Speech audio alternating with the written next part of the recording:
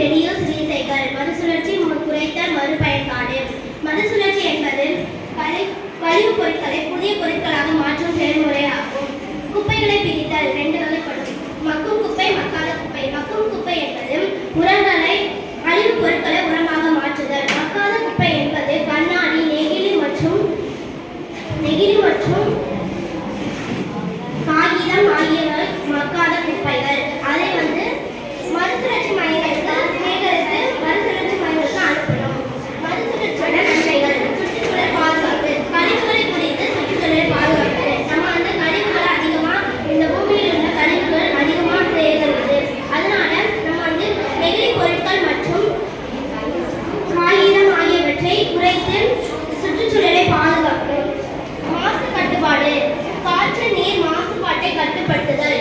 காற்று நீர்னா இப்ப அதிகமா செலவழிக்கிறாங்க. அதனால நீரை கட்டுப்பாடா வச்சுக்கணும். புதிய பொருட்கள். பழைய பொருள்